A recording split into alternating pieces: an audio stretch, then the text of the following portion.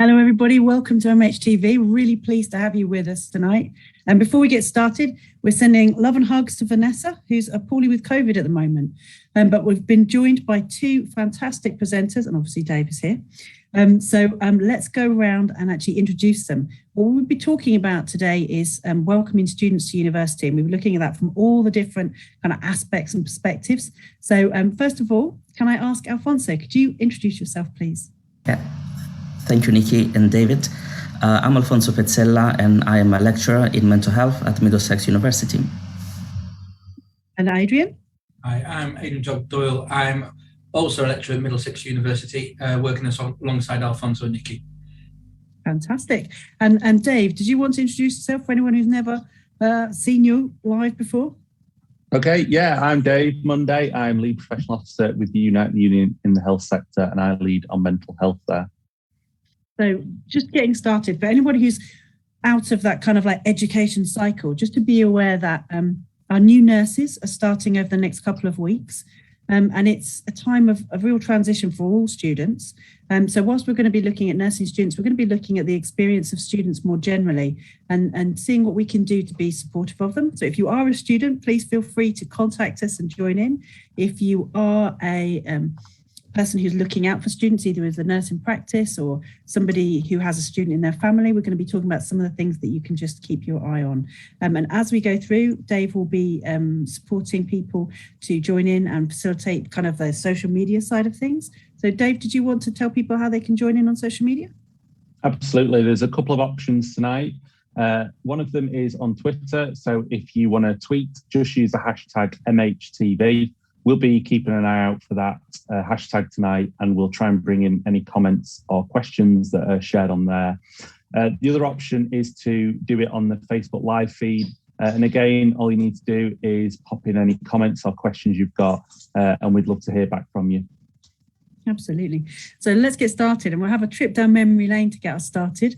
So for anyone who's watching along at home, have a think about your first experience as a student coming away to study. And we'll just pop around the group. So does anybody in the group have anything they want to share about their own experiences of coming away? Was it a happy time, a difficult time? How was it for you guys? I don't mind starting if you want me, Adrian. So that was quite some time ago now. I think I started university in 2008, which is also the same year that I moved to London. So a little bit of mixed emotions, of course, because I was coming from Italy, moving to London, didn't speak English that well. At least my grammar wasn't very good, and my listening, I was not used to listen to English people. So I was very excited, of course, starting a new life in a new country and so on, started university. And I remember the first day ever whilst I was at uni, I remember myself, and it's something that I will never forget, because I remember myself in this big hall on campus with all these people around me, and I just felt lost. I felt, where am I? What am I doing here? I don't know anybody here. I don't even understand what they're telling me because they were speaking a different language. And I was quite scared. I was very close to dropping out already and go back to my country in Italy. I said, maybe I should never moved here in London. What am I doing here? So I was quite lucky because I had quite a lot of people to support me. Of course, my partner was there and he was supporting me the whole time. But I also had amazing lecturers at uni. And of course, we had amazing services who I could go to. But the particular support I received was from my friends at uni. When I started making friends, when I finally started to meet people, some of those friends, I'm still friends with them now, which is great. And they're my best friends in London. So that's my memory, really, how I moved from a different country, from a different school, even different language, and in a new environment, which is quite frightening for our students. It can be quite scary, but at the same time, there was that excitement of starting something new, starting new knowledge, new skills that I was getting, and so on. So yeah, that's me for now. What about you, Adrian? What was it like for you? So I remember the first day, we all went into this big auditorium, much like Alfonso, And I was looking around and everyone else seemed to have their stuff together. And it was me thinking, I'm the only one who's nervous. Am I in the right place? And I think only when you settle down for the first couple of weeks, you realize everyone's roughly in the same boat. With nursing, when I did my training, probably the same with you, Nicky, because we're only 6 months apart, you had two different groups. You had those who just left their A-levels, and then you had the more experienced people who were doing this as a second career, or from a healthcare assistant as a second career. And you start learning about other people, and you realize, actually, we're all very similar, but we're different, and we're going to enjoy this time together. I do remember my first couple of weeks just trying to fit in and having this new identity of what is a university student. My intake was a March intake, so the university was up and running. And we never had Freshers Week, so it was already busy.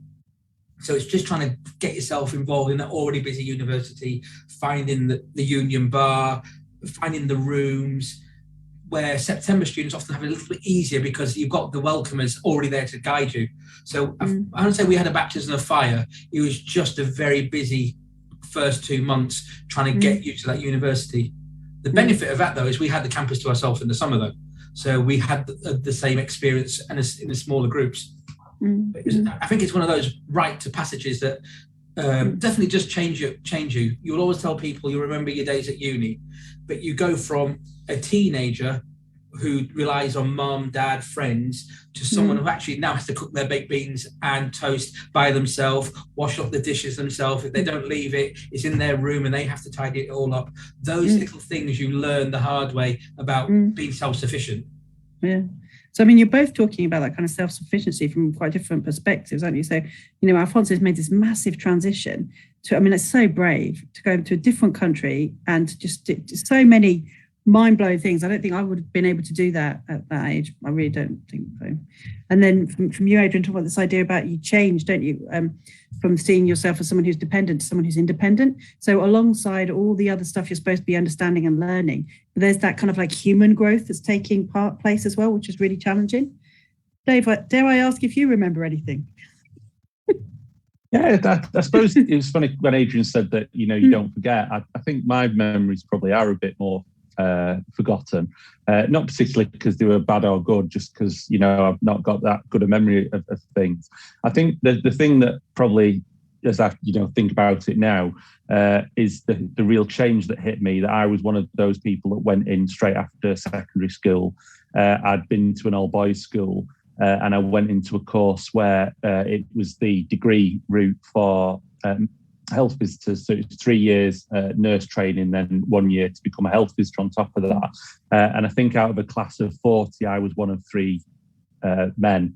So it was a real kind of, baptism of fire of going into a completely different environment. And I think on top of that, going not just into the kind of the academic space, but also the placement space that, I hadn't had a lot of experience in the past. And I remember my first day on my first ward, Stepping Hill Hospital, sitting down to a handover. And the first thing that someone said to me, a nurse had just come back off maternity leave. And she said to me, could I just sort of make sure that she wasn't leaking, because she was breastfeeding a child at that point. And I just kind of remember thinking, oh my gosh, what have I sort of entered into, how on earth am I going to cope with this? And hopefully, I've coped pretty well, but it was a really kind of shocking experience in some respects. Because what, you're 18 at that time? Yeah. An 18-year-old lad from an all boys school. It's an interesting starter conversation. Yes, yeah. And hopefully I coped okay with it. But I think one of the things that really hit home was kind of going into that different environment where, people, being in an all, pretty much an all-female cohort, where it just felt like everyone was constantly talking. And I just wasn't used to that. And I found that quite a difficult transition to make, sort of going from just wanting to sit and listen and not saying much to sort of, being brought out myself a little bit and getting involved. And I think, to be fair, one of the ways that I did that was by becoming a rep for the course at one point.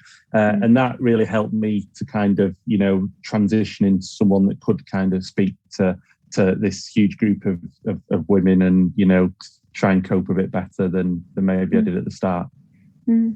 Yeah, but I mean, it's interesting, isn't it? Because a lot of students will be in that situation when they'll be coming into maybe a situation which is dominated by a different gender or a different culture, and that will be a really big change for them. For me, my first degree was, I went up north to study history, and no one in my family had really gone to uni before. And what I really experienced was, I think a lot of people's families were really excited for them to go to university, and mine were, but they didn't know what it meant, not really. And so they didn't really know how to support me. And I think it made some people feel quite anxious. So I had that kind of like identity shift in that I was a very working class person, suddenly in an environment that maybe didn't understand me very well on my experiences. And that was, you know, I don't think I ever felt like I didn't belong there, because on my first day I was studying history and English. So you can imagine I'd done all the reading. I was so excited to go. I just wanted to go, experience it. I couldn't wait. I was like a bullet out of a gun. And I was looking around, and there was this very kind of like posh guy there who looked like he should be at university. And he sat down in front of me, and we were reading Don Quixote, the book by Cervantes.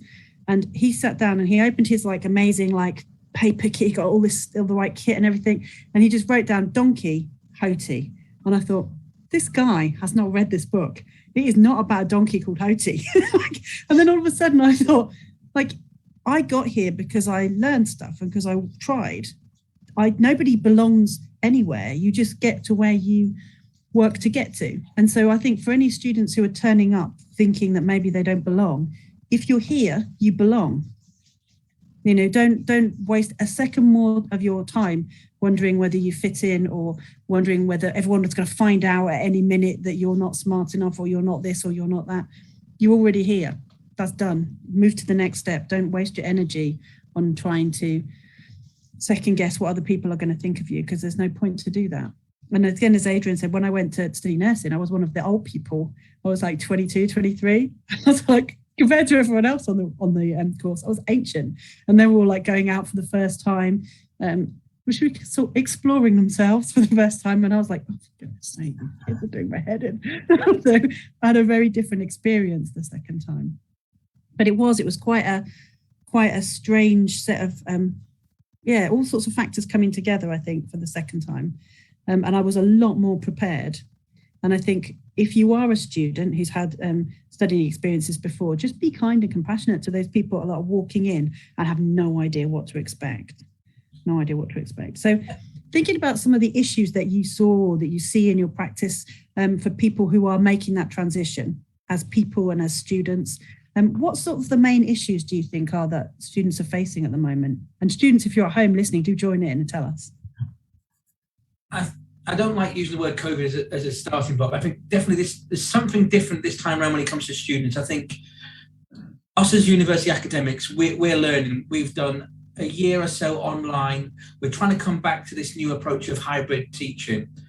I think the traditional university student experience is going to be different this year. We are going to try our best to have seminars and lectures, but a lot of it will be done online. I think we're going to also start using a lot more technology, which is probably different from before. Nursing never saw themselves really as a technical speciality. But I think now a lot of the sessions we're doing will be remote learning or web-based. So this is definitely new. But also what I found out is it's taken a bit of time for the university to actually come into the 21st century, because schools have been doing this for quite a while. We've been quite traditional in the way in which we've delivered. So actually for the students I think for them to understand that we're playing catch up as well. So the experience will be different. I think there will be mistakes, but one thing I know most universities are very, very good at is this welcoming and trying to get students within their community. Every university will talk about their community. We look after our students. We want our students to belong. And I think for me, try and accept that you are going to be part of this community where you're going to have different types of people, different backgrounds, as Alfonso rightly said, different ages of students. And also understand that people come from different backgrounds. So as Nicky said, you've got the most studious of students. You've got those that have passed and struggled and got their way through, but we're all here on our own merit. And I think acknowledging that everyone is different is quite a big, and I found it quite a big challenge to acknowledge that why am I studious, but the guy who's in the room next to me is partying all night. these kind of things is learning about yourself and learning that everyone's different. But it's nice. I think you learn the world is big and it's different. And whilst there's no better or best, everyone is different and you can learn. I think for me, that's the first 2 weeks, that's the best learning you can do. Just trying to accept who you are and everyone is learning as well. Get that community. What do you think some of the issues are, Alfonso, that you notice? I think that as well as what Adrian has said, which I completely agree with, I think that at times we tend to think about students as if they're like a being, it's like their own culture, but we often forget the students are human just like us. And us as academics, we're trying to create these boundaries, which of course they do need to be there. The students do need to see us as the people who are teaching them. Of course, we learn from students as well. So I think we do need to acknowledge that our students do bring on their own knowledge. But in terms of some of the issues that I can think of, I think we could almost separate them almost like, of course, they have personal issues and personal challenges, maybe in their personal lives, maybe their families and what's going on in their personal life. But as well in terms of as academic issues, things like essay writing. I remember I've never written an essay in my whole life. I didn't even know what this essay meant. I actually had to use Google Translate to see what essay actually meant in my own language. And even students who are born here in the UK, they may not know what an essay is, or at least they don't know what writing for university actually looks like. So these are some of the issues, and what I could recommend to students is that don't worry, you will learn. Your tutors will be there to support you, and we have a lot of services like academic writing, essay structures, tips, and so on. So you will learn these things. So it doesn't matter if your first essay, maybe at uni, it's not going to be a first. It's not going to look great, because you will get better and you will get to that stage of writing particularly. Absolutely. Well, we can dig into kind of academic skills in a bit, because I think that is going to be something that causes students a lot of concern. But I just wondered if anyone had any more thoughts about any kind of recommendations even for students when they're first coming through the doors for uni. I would say, based on my personal experience as well, is be yourself, first of all.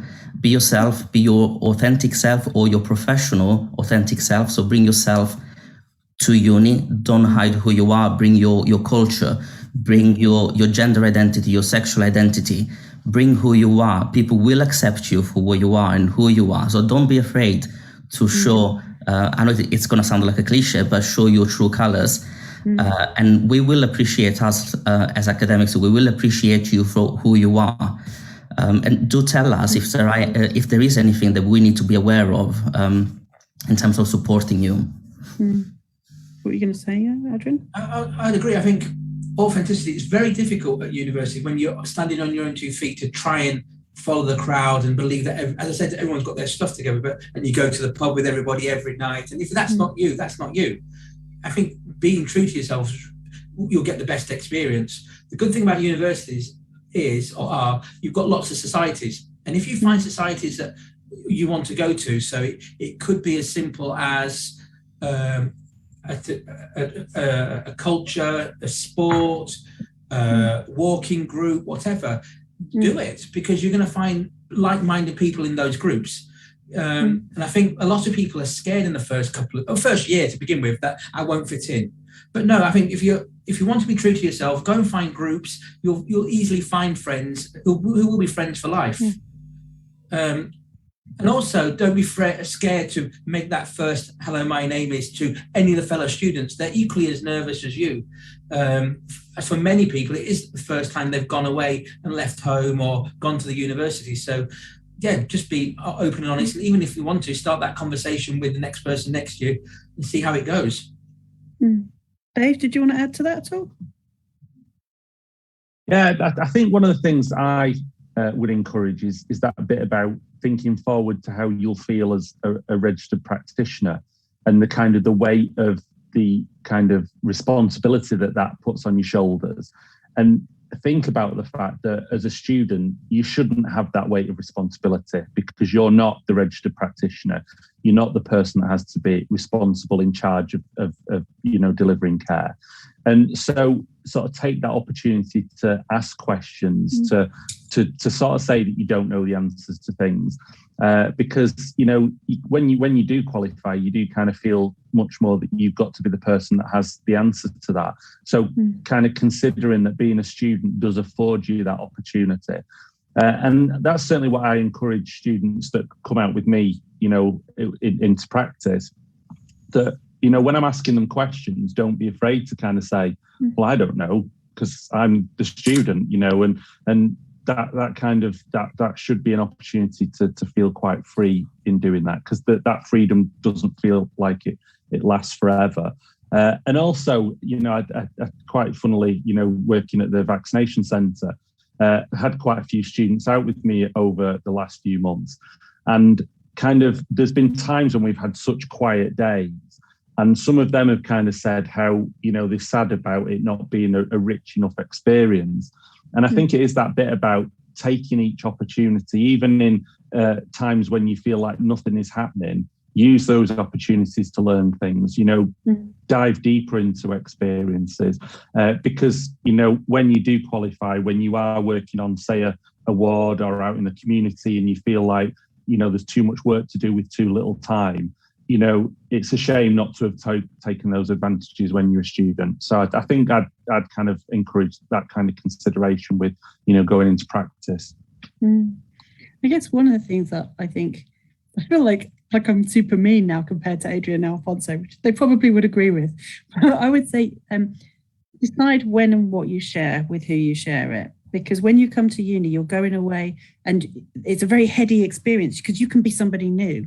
You know, and I think if you've had to sort of manage your personalities or the way that you are in your home life, suddenly coming somewhere where nobody knows you can feel like a really heady experience. And because you're up and you're staying and keep meeting people at the same time, you might just tell people all sorts of things.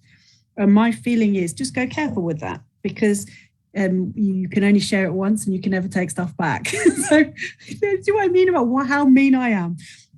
I think absolutely be yourself, absolutely share who you are, but decide who you're going to share that with, because you don't have to tell everybody everything.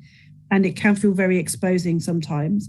And the other thing I would say is make a difference between who you tell things to. So suppose you're in a classroom setting and you have had a past history of mental health issues, or you have dyslexia or something that maybe causes you anxiety, or you're worried about sharing a personal experience with other people or an identity experience, then go slow with that. You don't have to tell people, you know, just because you're on the same course as someone, you know, in a great situation, you'll be friends forever, but you might never see them again. So think about how, and you'll have to live with them for the next 3 years probably. So think about how and when you share that information. But what I think I would say very differently is make sure that your academic team know who you are. So if you are coming out, if you have a need of some kind that you need for us to know about, tell us. We won't judge you for that. If you are struggling maybe with dyslexia and you've never had that tested before, you're suddenly looking and everyone else seems to be getting something quicker than you, go for a test. If you think actually everyone else is understanding this or everyone else knows how to even reference, I don't hide out from that stuff, that discomfort. Let somebody know and let them help you. And it can feel kind of exposing when you're in a new place with new people, and you always imagine you're the only one who doesn't get it, or the only one who's different, or the only one who's them experiencing what they're experiencing. And I guess, you know, that's true. No one else is you. But for things like, you know, past history of mental health issues, things that you need for people to know, that's fine. Tell us. That it doesn't disbar you or it doesn't push you away from nursing or healthcare or anything like that. It makes it another perspective that you have when you're helping other people. But please don't keep it to yourself, because we can support you. And again, if you think you've got a learning need, tell someone straight away, and we can just put all that stuff in. You don't have to start 10 blocks back from everybody else. We can put stuff in practice to help you move forward. Sorry, I spoke over you then, Adrian. No, I sorry, but I would agree because I am dyslexic. I've never hidden that from any of my colleagues, but I only formally got assessed as I joined academia, and what I realised is it was taking me longer to mark people's work. The technical language wasn't right. Wasn't the problem. It was just getting that flow. One of my big regrets is not actually having that assessment done earlier, because looking at how the universities regard dyslexia or learning difficulties, is completely liberating compared to what my experience was at primary school or secondary school, where Adrian wasn't the brightest, he couldn't read quickly, Adrian was quite abstract. At university, those are actually good facets to have, the ability to think outside the box. What I needed was just that extra time and the extra support of perhaps using headphones to talk into the computer to type my assignments, for me then to re-edit. It's given me the opportunity to actually feel as if I'm on a level playing field. So definitely university can be something to change you, to make you realize that actually I don't have weaknesses. The university can help me change that potential weakness into something that makes me equal, if not who I really, really am. It's really odd. I felt more liberated with that diagnosis of dyslexia. And as an academic, you all know I don't hide it in the office, and I'll tell students straight away that definitely go and get the assessment done, because I wouldn't want anyone to struggle as I had to struggle when actually I'm not thick. I just needed a bit more time, or a bit of time just to process before I got my work down. But definitely, I think accessing those student services, or as Alfonso says, the learning services, utilize it. Okay, we've got some questions coming. So first of all, hello, thank you, Mushtaq.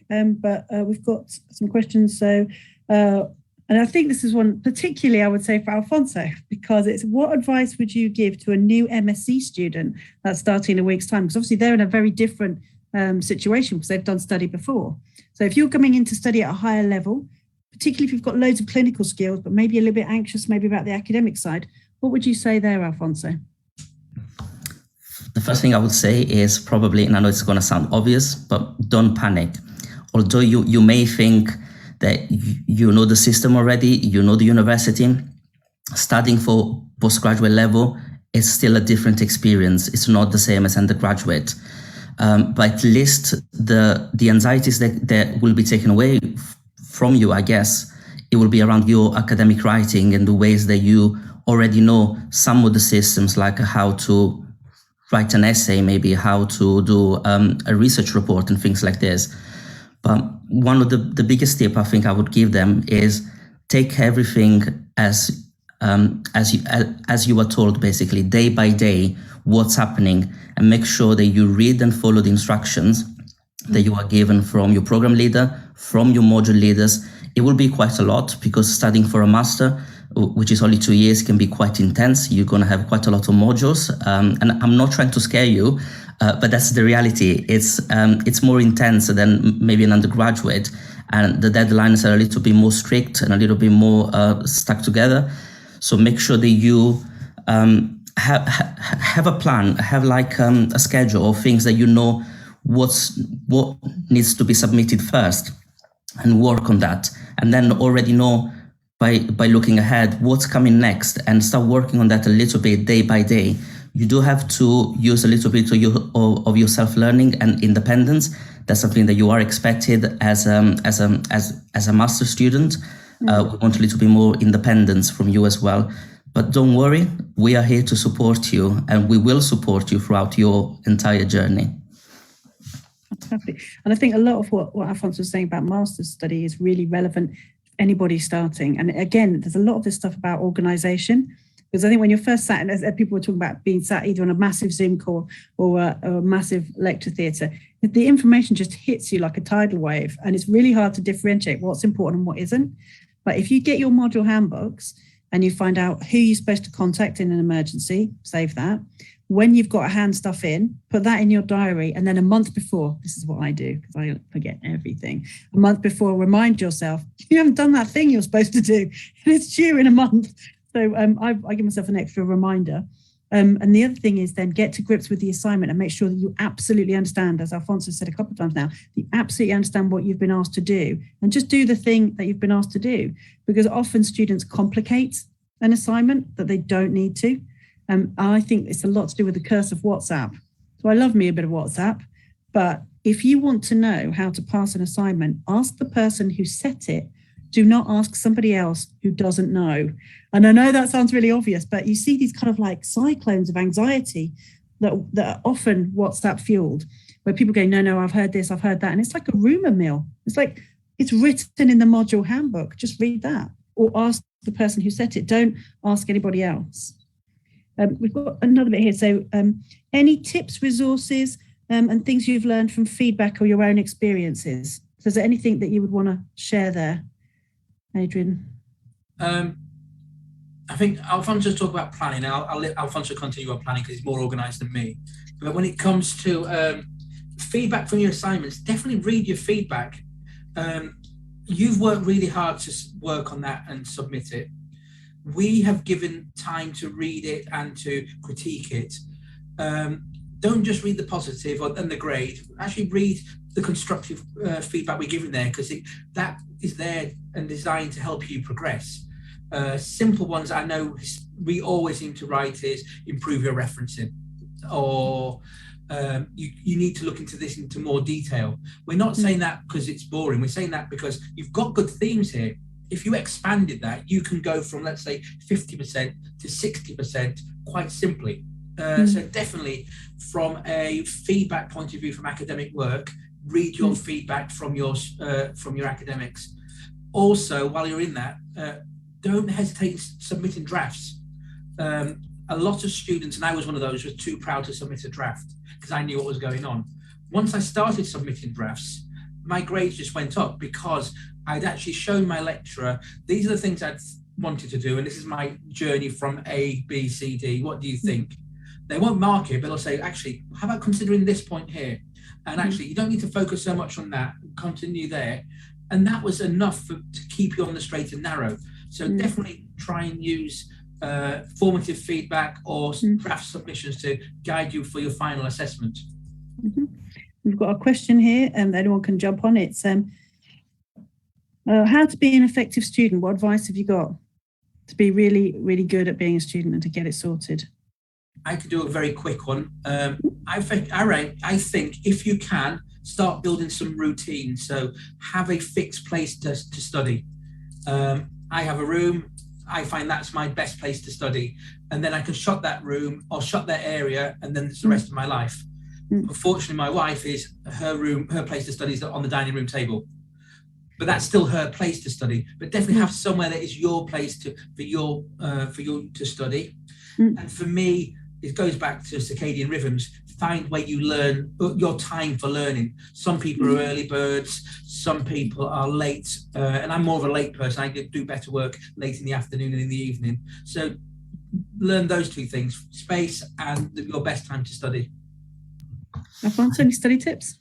Yeah, I think I just want to pick up what Adrian said, which is, I think it's a great tip for everybody, is find your own learning style, because we are all different. And again, from my personal experience, and even now, I at times saw my friends on the programs that the academic tutor was talking and they were there writing notes. They were recording their notes, they were writing so fast, and they were just putting everything down. And I start feeling a little bit anxious, saying, why am I not taking notes? Why I cannot take notes? If I'm listening to them, I can't take notes. I just take one or two keywords, but my notes look nothing like them. They have these amazing notes. And I would say it worked for me. It worked fine for me. I was able to go back to my whatever notes I had, and I was able to recall the information that I needed to from my keywords, my prompts. So don't look at what other people are learning, and don't necessarily follow what they're doing, because it may work for them, but it may not work for you. So find your own learning way and your learning style. Do what's best for you, and you know what's best for you. Obviously, you're not going to know maybe in your first or second week, but you will slowly, you will learn what's best for you. Manage your time effectively. I think that's the most important one. All of the deadlines, attending sessions, online classes now. On campus, you may have a workshop, you may have a lab and so on. So make sure that you manage your time effectively, and you know what works best for you. You know when you have to do things. Of course, don't miss any classes, because that's important, particularly if you want to become a nurse. It's part of your NMC hours. So make sure that you never miss a class. So time management, I think it's my other tip as well. Fantastic. Dave, did you want to add anything to that in terms of study skills?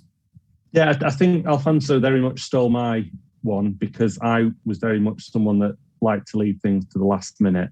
And I think, it's probably a good idea to know what kind of student you are, but also to know about the limitations that will place on what you're doing.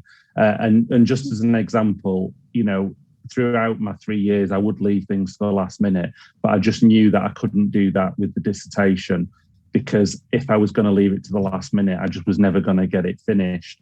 So it was kind of recognizing that I did need to be much more structured and get that bit, done in a completely different way to how I normally did things.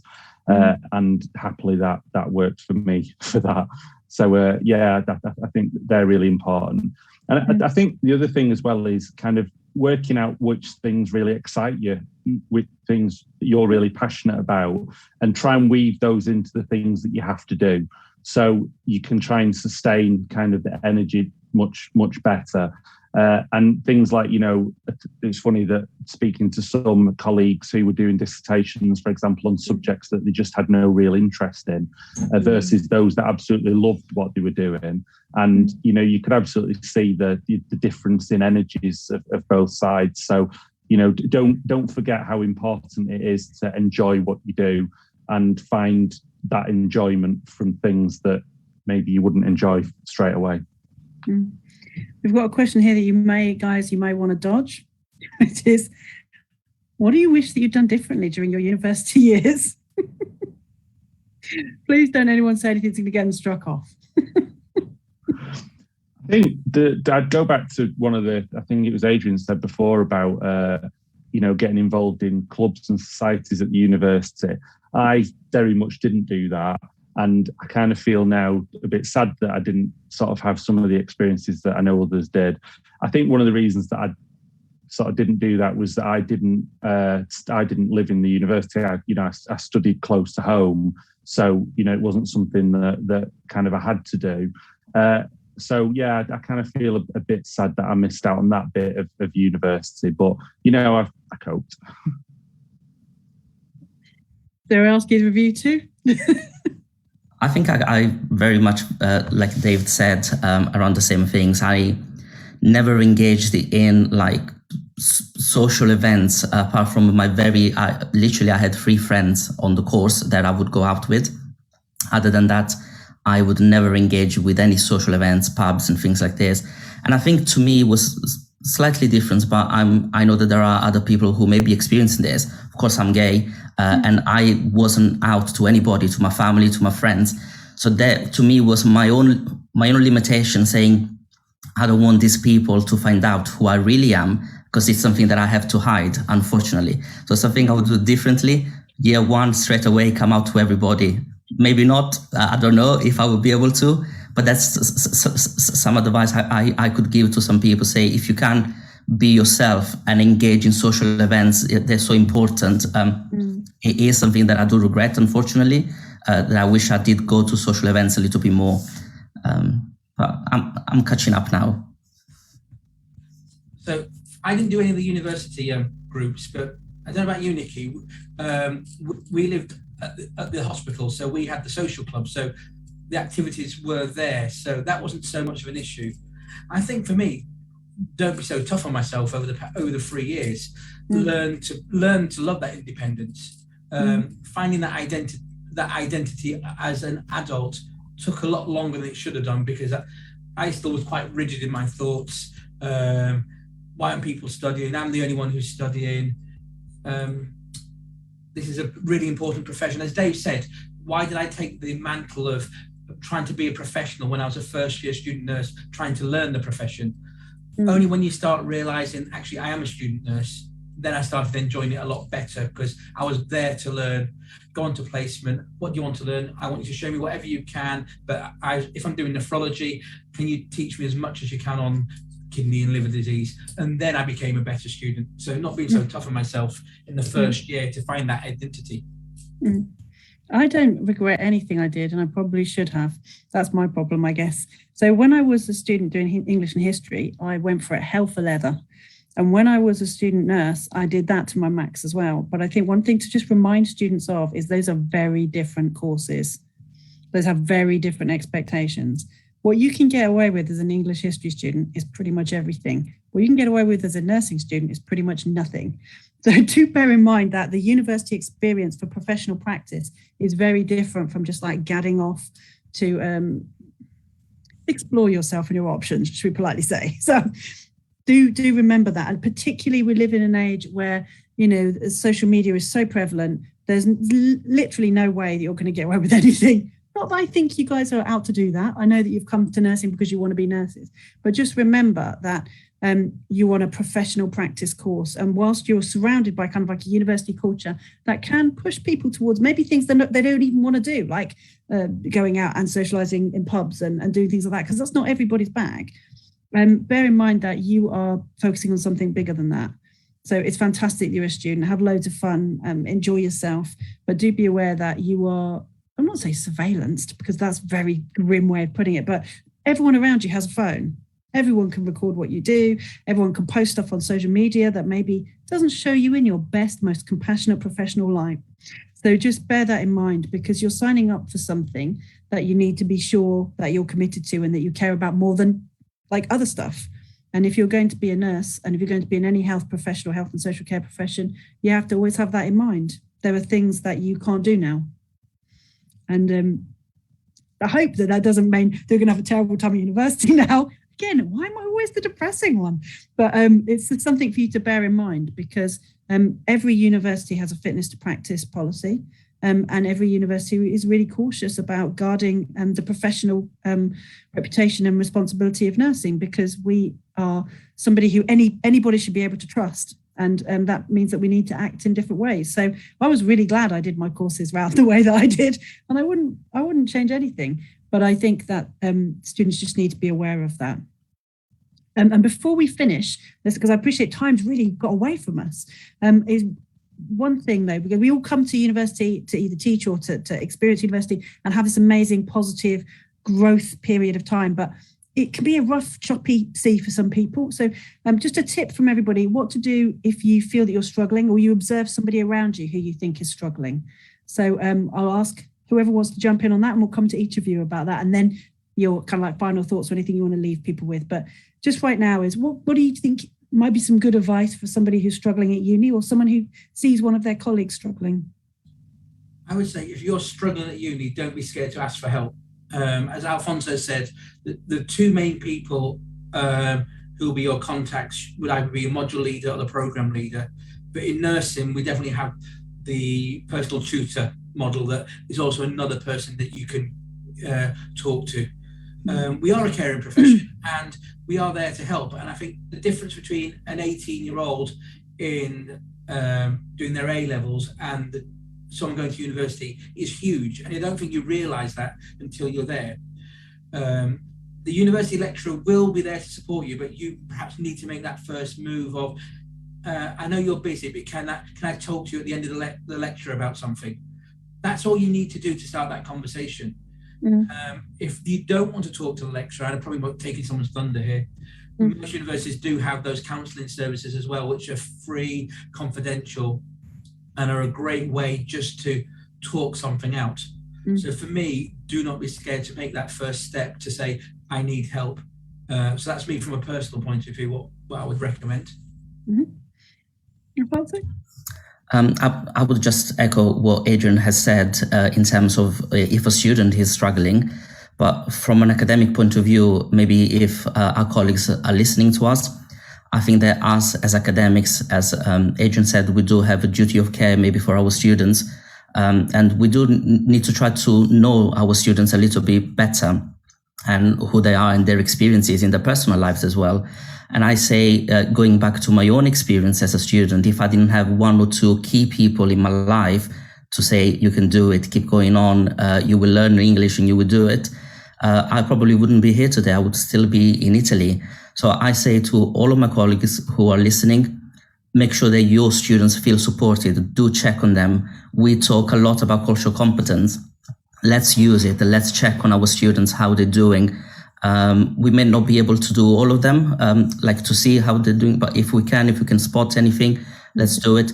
And for the peers on the course as well, if you see your friends are struggling and if you see that maybe they are a bit upset about something, do talk to them and do reach out for academic colleagues as well. So go and talk to your lecturer and say, I'm worried about this person here. That's good. Dave, anything from you?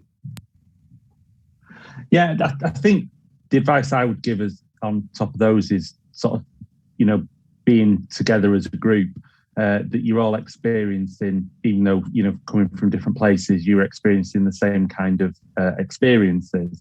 And, if you do have that kind of solidarity amongst the group, then it sort of benefits you all.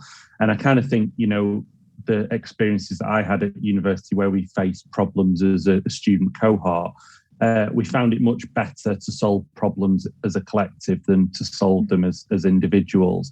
And, I think that that's something that's important, as a nursing fraternity, that we support each other and we help each other out. Because not only does it benefit others, but obviously it benefits ourselves as well. Feels like you're suggesting maybe that students should join a union, Dave. Well, you could kind of see it as maybe along those lines. And like I say, my interest sort of in trade unionism started a bit at university with that, belief that, we could solve problems collectively much better than we could as individuals. And, it kind of worked for us that, even though at times we were, powerless, we could kind of, get the right things to happen because we came together and kind of created that power amongst us. Absolutely. And don't forget as well, guys, you've got We Student Nurses on Twitter. You've got the kind of Student Minds, all those communities of people that are going through the same things that you are going through, who can support and help you. And you can reach out to any of those guys. And it's brilliant. I think that it's not just who you see in front of you in the classroom. It's actually a much broader experience. The other thing is, I would say, is if you know that somebody's struggling, exactly as Alfonso and Adrian have said, make sure that somebody else knows, because sometimes you can get locked into just being the only person who knows that person is in trouble.